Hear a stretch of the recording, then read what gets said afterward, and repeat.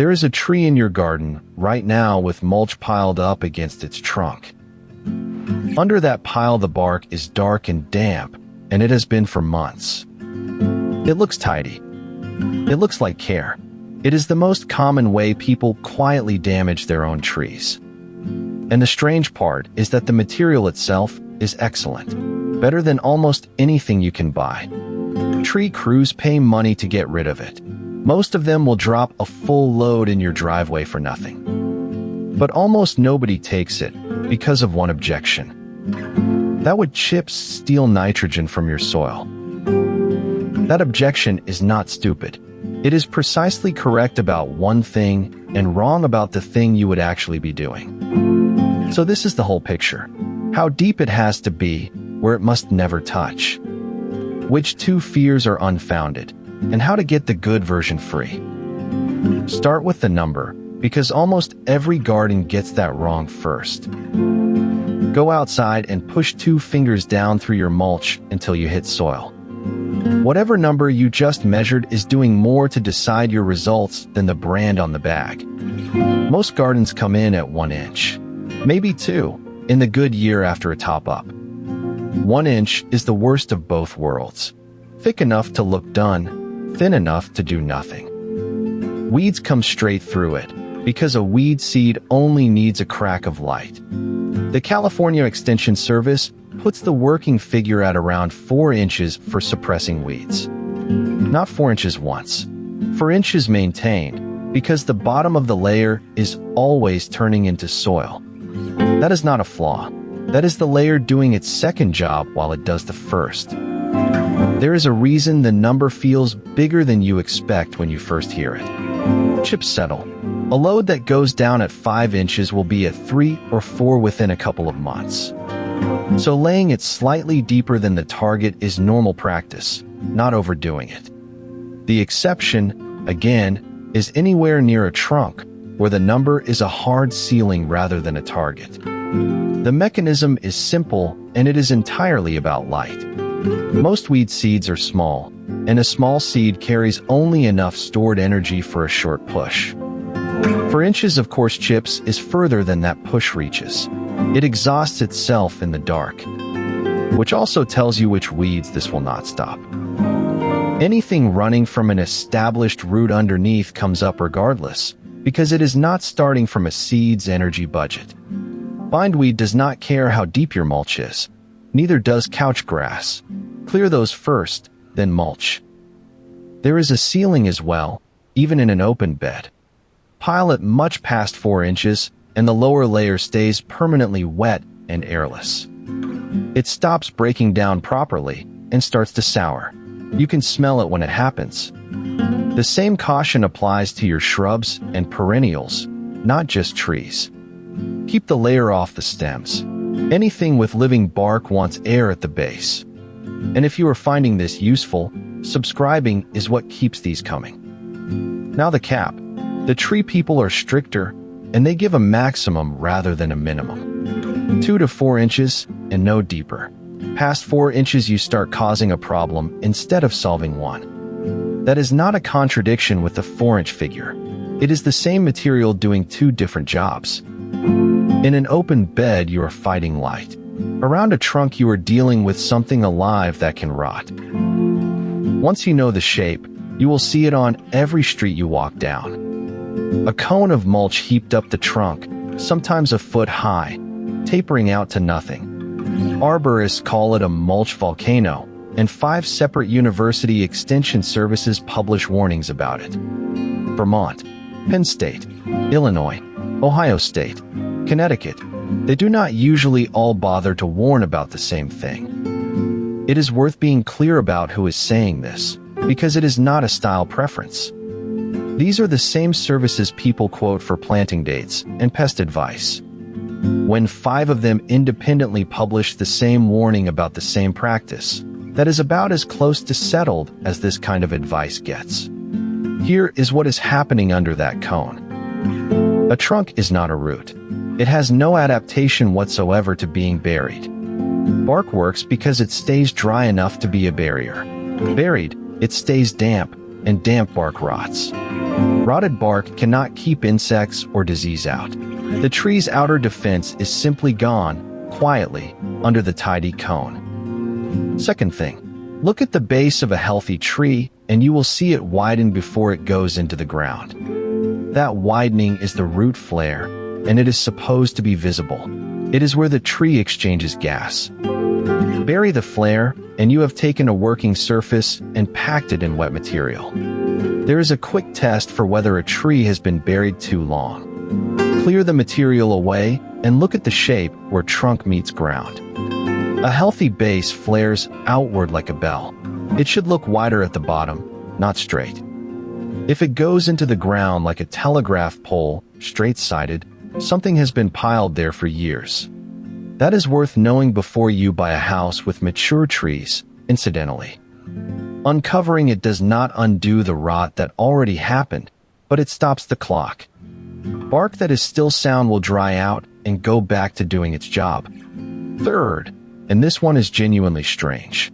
Go past about 4 inches and the tree responds. It starts pushing roots out of the trunk into the mulch, because as far as the trunk can tell, it is underground now. Those are adventitious roots, and they circle the trunk instead of anchoring outward. Years later, they can strangle the very trunk that grew them. And none of this happens fast. That is exactly why it keeps being done. Nobody piles mulch on a trunk and watches a tree die that afternoon. It takes years, so the habit never gets corrected. The fix takes a minute per tree, and arborists have it down to 3 numbers. 3 inches back from the trunk. No more than 3 inches deep. 3 feet across. A donut, not a volcano. If you do one thing after this video, go and pull the mulch off your trunks. If that is the kind of gardening you want more of, subscribing is what keeps it coming. So that is where it goes, which leaves the reason most people never get this material in the first place. Mention wood chips anywhere, and somebody will tell you they rob your soil of nitrogen. You will be told your plants will yellow, that the wood pulls the nitrogen out as it breaks down. And there is real chemistry underneath it, which is why it has survived so long. Wood is nearly all carbon and almost no nitrogen. The microbes breaking it down need both. So they take nitrogen from whatever is nearby to balance the meal. That part is completely true. The question nobody asks is, nearby where? It is worth sitting with the chemistry for a second, because understanding it is what makes the rules stick. Every organism breaking down organic matter needs carbon for energy and nitrogen to build itself. Wood is roughly 400 parts carbon to 1 part nitrogen, enormously lopsided. So the microbes go looking for the missing nitrogen wherever they can reach. The entire argument comes down to how far they can reach. That is it. That is the whole disagreement. If you dig chips into your soil, you have put carbon-hungry microbes throughout the root zone. Then the objection is not just right. It is a warning worth taking seriously. Do not do that. But laying chips on the surface is a different physical situation entirely. The wood only meets soil at one thin plane, and that is where the microbes are working. The California Extension Service states it about as plainly as an institution ever states anything. Wood chips will not draw nitrogen from the soil, unless they are incorporated into it. The depleted zone is roughly the top ½ inch of soil, right where wood touches ground. There is a fair follow-up question here, and people ask it every time. What if you already dug chips into a bed last year? Then you did create the situation the objection describes, and the fix is patience plus nitrogen. The microbes are not destroying that nitrogen. They are holding it in their own bodies. When they finish the wood and die back, it is released again. The bed comes good on its own. It is a loan, not a loss. Uncomfortable if it happens in a bed you were trying to crop that season, which is the practical reason for the rule. On top, always. Dug in, only where nothing is growing yet. Your roots are not feeding in that ½ inch. They are down where the moisture and the structure are. So the effect on the soil your plants actually use is not negative. Over time, it goes the other way, as the bottom of the layer turns into the darkest soil in your garden. If you want the long version of what that soil is doing, the soil episode on this channel is entirely about it. One objection down. There is a second one, and it is the reason free chips sit on the truck. A tree crew offers you a free load, and the questions start immediately. What tree was it? Was it sick? There is not walnut in there, is there? Both fears are reasonable on their face, and neither one survives contact with the research. Take the disease worry first, because it feels like the more serious one. Surface-applied chips do not transmit pathogens to the roots of healthy plants. And a stockpile of chips is not a neutral container. It is an intensely competitive microbial environment. Pathogens get outcompete and cooked in there. The pile is working against them the whole time it sits. There is one more version of this fear worth naming, because it sounds more scientific. People will tell you chips from an oak or a pine will acidify the soil. The soil volume underneath is simply too large for a surface layer to shift. Any acidity right at the contact plane gets neutralized quickly by the soil below it. Now walnut, which is the one people say with real confidence. Black walnut does produce a compound that inhibits some plants. That is a real phenomenon with a real name. But there is no reliable evidence of it causing harm through wood chip mulch in actual landscape conditions. There is one category genuinely worth refusing, and it is not about species at all. Treated lumber, painted wood, pallets, anything that came off a building site. That is not arborist chip. That is construction waste that has been through a chipper. A tree crew working on living trees is not producing that, which is why the source matters more than the species. Ask what they were cutting. If the answer is trees, you are fine. Cedar gets the same accusation, and it does not hold up either. Let me put the honest limit on that, because it matters. This is about chips used as surface mulch around established landscape plants. It is not a claim about seedlings in pots, and it is not permission to mix chips into potting media. Different scale, different situation, and honestly a different question. But for the ground under your shrubs and trees, both fears are clear. Which means the only real question left is which chips to take. Walk into any garden center, and the mulch is uniform, fine, and often dyed. It looks like a finished product, and that look is most of what you are paying for. What an arborist drops off looks like the opposite. Wood, bark, and shredded leaf, all mixed, all different sizes. That mess is the feature, not the defect. A mulch layer only works while it stays porous. Water has to get down through it, and air has to get in. People worry that a coarse layer looks untidy compared with the bag product. It does, for about 3 weeks. Then it weathers to a soft brown and stops looking like anything at all. The dyed products go the other way. They hold that color for a season and then fade unevenly to gray. Fine, uniform particles pack down into a mat. Rain hits it and runs off sideways. You end up with a layer that sheds the water it was put there to hold. The exact opposite of the job. The guideline is nothing much under about ½ inch across. Mixed sizes are better still, because the gaps between the big pieces are what keep the layer breathing.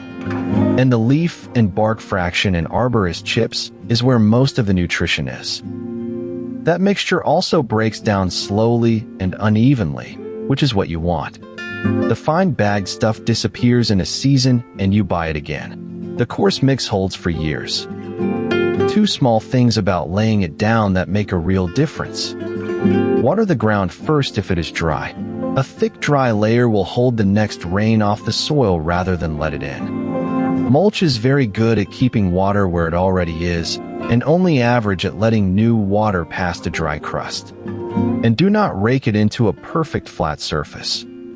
A slightly uneven layer catches water and holds it. A perfectly graded one sheds it to the edges. So how do you get it? This is the part people assume must be complicated.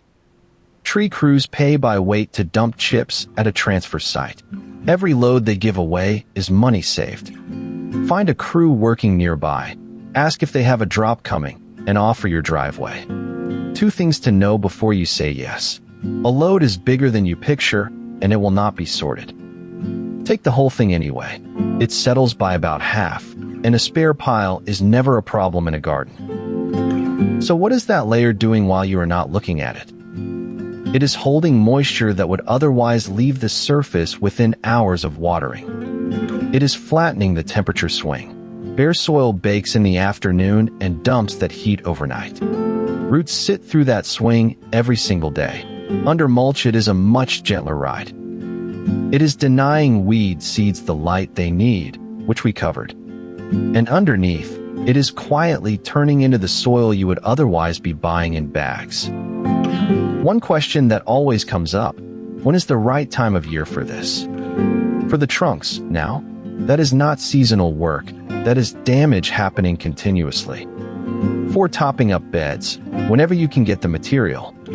The one timing that matters is to mulch when the soil is moist rather than baked, because you are locking in whatever state it is in.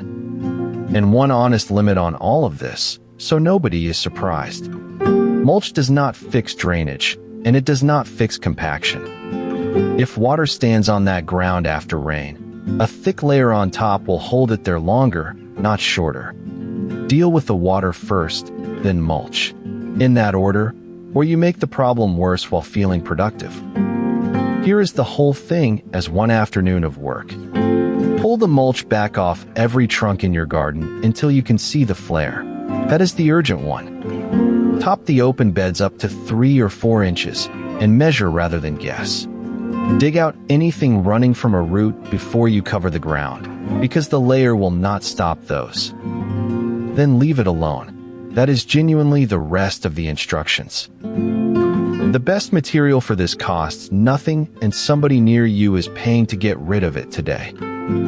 The only thing standing between most gardens and it are 2 objections that do not hold.